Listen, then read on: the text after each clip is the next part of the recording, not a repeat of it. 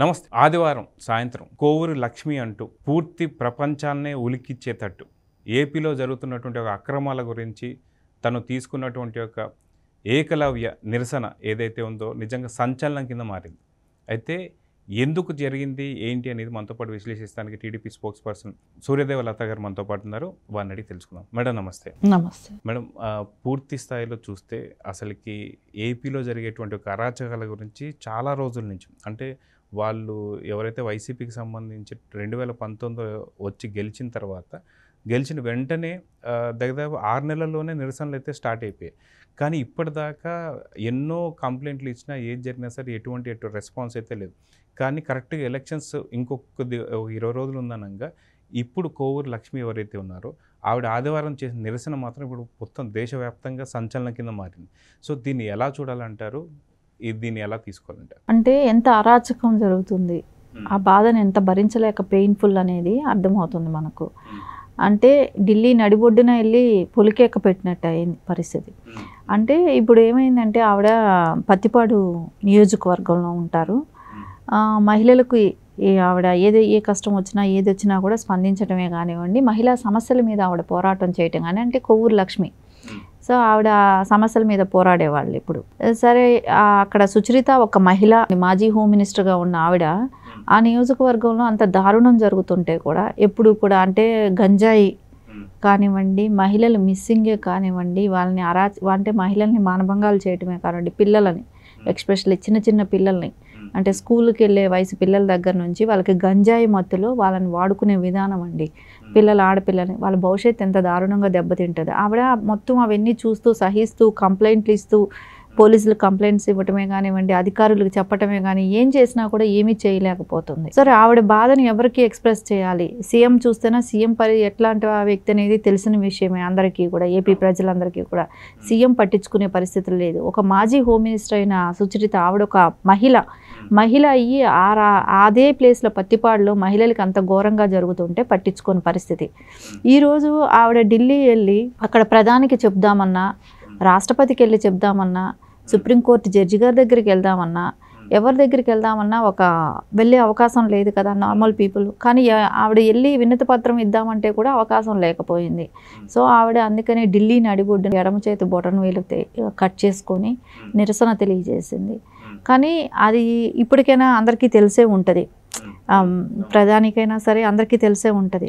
కానీ అక్కడ అలాంటి పరిస్థితులు అంటే ఏపీ రాష్ట్రం మొత్తం కూడా అలాంటి పరిస్థితులు ఉన్నాయి, ఏపీని పట్టించుకోండి అని ఆవిడ అక్కడ అందరికీ కూడా విన్నవించుకోవటానికి వెళ్తే కూడా అవకాశం దొరకపోవడంతో ఆవిడ నిరుత్సాహపడి, సో నా వేలిపోతే అయినా ఏమైనా చలనం వస్తుందేమో అనే ఒక ఉద్దేశంతో ఆవిడ చేసిన త్యాగమే అనాలి అది. అంటే ఎవరు కూడా అంత సాహసం చేయరు. ఆవిడ ఆ సాహసం చేసి అంటే ప్రపంచానికే కాదు ఇండియాలో ఇప్పుడు దీని గురించి చర్చించుకునేటట్టు చేసింది. ఇండియాలో ఒక ఏపీ అనే రాష్ట్రంలో ఇంతటి దుర్మార్గం జరుగుతుంది. డ్రగ్స్, గంజాయి, ఆడపిల్లల్ని ఇప్పటికీ ఆడపిల్లలు 30,000 మంది మిస్సింగ్ అయితే ఎక్కడా కూడా బయట రాలేదు. ఇప్పుడు ఇక్కడ వాలంటరీ వ్యవస్థ పెట్టి 50 కుటుంబాలకి ఒకళ్ళని పెట్టినప్పుడు ఏ ఇంట్లో ఆడపిల్లలు ఉన్నారు, ఏమేంటి, ఎక్కడెక్కడ ఉంటుంది అనే వాళ్ళకు ఒక లిస్ట్ కూడా వచ్చేస్తుంది. ఆ లిస్టు వచ్చినప్పుడు ఆ పిల్లలు ఎందుకు అంతమంది మిస్ అవుతున్నారు అనేది ఇప్పటికీ క్యాలిక్యులేషన్ లేదు. అదేకా పవన్ కళ్యాణ్ గారు అడిగారు, ఆడపిల్లలు 30,000 మంది మిస్ అయ్యారు, దాని లెక్కలు ఏమైనాయి, ఏంటి, ఎంతమంది ఉన్నారు, ఎందుకు వాళ్ళు మిస్ అయ్యారు, ఎప్పుడైనా కనుక్కున్నారో, దాని మీద ఏమైనా జరిగిందా, ఎందుకు మిస్ అవుతున్నారని అడిగిన దానికి ఆయన మీద విరుచుకుపడ్డారు. మహిళలైన రోజానే కానివ్వండి, వీళ్ళందరూ కూడా అంటే వాసిరెడ్డి పద్మ గారే కానివ్వండి, ఆవిడ మహిళా కమిషనర్ చైర్మన్గా ఉన్నారు. అప్పుడు ఆవిడైతే రోజాని ఏదో అన్నందుకు మాత్రం విరుచుకుపడిపోయింది వాసిరెడ్డి పద్మ గారు. కానీ ఇప్పుడు ఇంత జరిగినా సరే దీని మీద ఎటువంటి స్పందన కూడా ఇప్పటిదాకా రాలేదు. అసలు ఆవిడ అమర్నాథ్ గౌడ్ అని ఒక బాబు వాళ్ళ సిస్టర్ని 10వ తరగతి చదివే అమ్మాయిని ఆకతాయిలు ఏడిపిస్తున్నారు. వైసీపీ వాలంటరీను ఆ వైసీపీ నాయకుల కొడుకైన వాళ్ళు ఏడిపిస్తున్నారని ఆ అబ్బాయి మా అక్కని ఏడిపించకండి, ఇబ్బంది పెట్టకండి అని అన్నాడని అమర్నాథ్ గౌడ్ అనే బాబుని తీసుకెళ్ళి పెట్రోల్ పోసి తగలబెట్టారు. కానీ ఆ రోజు కూడా ఎవరూ స్పందించలేదు. అంతటి దారుణం ఎక్కడా జరగలేదు. ఆ చిన్న పిల్లాడు అలాంటి దారుణం జరిగినా కూడా ఆ రోజు కూడా స్పందించలేదు. ఈ వాసిరెడ్డి పద్మ కానీ రోజా కానీ వీళ్ళెవరూ కూడా స్పందించలేదు. అదే రోజాని ఎవరో చిన్న మాట అన్నారని చెప్పేసి ఆవిడ నటించిన సినిమాల గురించే కావచ్చు, ఏదైనా వాళ్ళు మాట్లాడారని అనటం, ఎవరినైనా లేడీస్ని మాట్లాడటం తప్పే కాదనట్లేదు. కానీ అందరిలో అదే ఉండాలి. మేడం భువనేశ్వరి గారిని మాట్లాడినప్పుడు స్పందించిందా? ఆవిడే ఒక మహిళే కదా. అసలు 14 సంవత్సరాలు సీఎంగా చేసిన మాజీ సీఎం భార్య కానివ్వండి భువనేశ్వరి గారు, అదే ఒక సీఎంకి కూతురే కానివ్వండి, ఒక మినిస్టర్కి తల్లే కానివ్వండి, ఏ రోజు రాజకీయాల గురించి మాట్లాడుండదు. కానీ ఇప్పుడు మీ మూలాన బయట రావాల్సి వచ్చింది కదా. ఇన్ని సంవత్సరాల నారా చంద్రబాబు నాయుడు గారు 42 సంవత్సరాల రాజకీయ జీవితంలో భువనేశ్వరమ్మ గారు ఏ రోజు కూడా రాజకీయాల గురించి మాట్లాడలేదు. కానీ ఈరోజు రావాల్సి వచ్చిందంటే రాష్ట్రంలో ఎంత దుర్మార్గం ఉంది, ఆడవాళ్ళని ఏ రకంగా హింసిస్తున్నారు అనే ఒక బాధతో బయట రావాల్సి వచ్చింది. ఆ రోజు ఎందుకు ఖండించలేదు?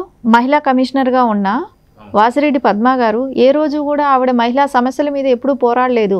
ఆవిడ ఎవరికి పనిచేశారు అని అంటే రోజా కోసం, భారతిరెడ్డి కోసం, విడుదలి రజనీ కోసం, వీళ్ళ ముగ్గురు కోసం ఆవిడ ఒక మహిళా కమిషనర్గా పనిచేశారు. ఇంకెవ్వరి కోసం ఆవిడ పనిచేయలేదు. అయితే రాష్ట్రంలో ఇప్పుడు చూసుకుంటే ఇక్కడ సీఎం తనకు తాను చేయించుకున్నటువంటి ఒక రాయి దాడి కావచ్చు, దాన్ని ఎక్కువ తీవ్రంగా చూడాలా. ఏకలవ్య నిరసన అంటూ తన ఎడమ వేలు బొటన వేలు నరుకున్నటువంటి యొక్క కోవూరు లక్ష్మి ఎవరిది ఎక్కువ పెయిన్ అనుకోవచ్చు? ఖచ్చితంగా కోవూరు లక్ష్మి గారిది, ఆవిడది త్యాగం. ఎందుకంటే రాష్ట్రంలో జరుగుతున్న అరాచకాన్ని ఒక ఇండియాలో ఢిల్లీ ఇలాంటి ప్లేస్ అక్కడికి వెళ్ళి మొత్తం చర్చించాలి, ఆంధ్ర గురించి చర్చించాలి. సో అక్కడ జరుగుతున్న దుర్మార్గాల గురించే కానివ్వండి, అక్కడ జరుగుతున్న ఆడపిల్లలకి రక్షణ లేకపోవటమే కానివ్వండి, ఆడపిల్లలు ఏ రకంగా ఇబ్బంది పడుతున్నారు, అన్ని వేల మంది ఎలా మిస్ అయిపోయారు ఆడపిల్లలు, వాళ్ళని గంజాయి మత్తులో ఎలా వాడుకుంటున్నారు, ఇవన్నీ కూడా తెలియపరచాలనే ఉద్దేశంతోనే ఖచ్చితంగా ఆవిడ చేసిన త్యాగానికి ఖచ్చితంగా మంచి ప్రతిఫలం అయితే వస్తుందని అనుకుంటున్నాం. కానీ ఆవిడ ఇంకా కూడా చెప్తున్నారు, భూ కబ్జాలు చేస్తున్నారంట, అక్కడ దారుణాలు, దౌర్జన్యాలు. ఈ రాష్ట్రం ఏపీ పత్తిపాడులో సుచరిత చేస్తుంది, మొత్తం రాష్ట్రం మొత్తం కూడా అలాగే చేస్తున్నారు వైసీపీ నాయకులు, అదే చెప్తున్నారు ఆవిడ. కానీ ఈ జగన్మోహన్ రెడ్డి గులకరాయిది దాంతో నా మీద హత్యా ప్రయత్నం అని చెప్పుకోవటం ఎంత హాస్యాస్పదమో అసలు అర్థం కావట్లేదు. అక్కడ అమాయకులైన పిల్లల్ని, వాళ్ళని బలి పశువుల్ని చేసి వాళ్ళని జైళ్ళకు పంపించి ఇప్పటి వరకు కూడా సరైన సాక్ష్యాధారాలు చూపలేకపోతున్నారంటే ఎంతటి వైఫల్యం కనపడుతుంది. సో ఇంతటి దారుణం ఈరోజు మన డిపార్ట్మెంట్ వైఫల్యం మూలానే కదా ఆవిడ లక్ష్మి గారు వెళ్ళి ఢిల్లీలో బొటన వేలు ఇది కట్ చేసుకున్నారా అని అంటే ఇక్కడ మన డిపార్ట్మెంట్ వైఫల్యం కనపడుతుందా ఏపీలో? సో ఆవిడ అక్కడ వెళ్ళి మొరపెట్టుకోవాల్సి వచ్చిందని అంటే ఒక సాధారణ మహిళ వెళ్ళి ప్రధాని గారి అపాయింట్మెంట్ దొరకదు కదా, రాష్ట్రపతి గారిది దొరకదు కదా, సీజే గారిది దొరకదు కదా. సో అలాంటప్పుడు ఆవిడ ఎవరికి చెప్పుకోవాలనేది అర్థం కాక, సో తన గురించి ఒక డిస్కషను, ఒక ఇదో తెలియాలి అవ్వాలి అనే దానికి చేయి కట్ చేసుకొని ఆవిడ నిరసన తెలియజేయటం అనేది మనం అందరం ఇండియాలో బతుకుతున్నందుకు ఒక షేమ్గా ఫీల్ అవ్వాలి. ఎందుకంటే మన నిరసన కోసం మనం ఎక్స్ప్రెస్ చేయాలి అనుకున్నప్పుడు మన ప్రాణాన్ని పరంగా పెడితే కానీ మనం ఎక్స్ప్రెస్ చేయలేకపోతున్నాము. అలాంటి ఏపీ ప్రజలు అంతటి దారుణమైన దుస్థితిలో ఉన్నారు అన్నప్పుడు దీన్ని అందరూ ఖచ్చితంగా ఖండించాల్సిన విషయం. ఆవిడ ఎంత పెయిన్ అనుభవించుంటారో. ఇప్పుడు మనం ఓన్లీ గులకరాయికి ఒక సీఎంకి తగిలిందని తగలకపోతేనే ఎంత హడావిడి చేశారో, బస్సులోనే డాక్టర్ అని అంటారు, మళ్ళా ఆయనకి కట్లు కుట్లు లేని దానికి 12 మంది డాక్టర్లు ట్రీట్మెంటు.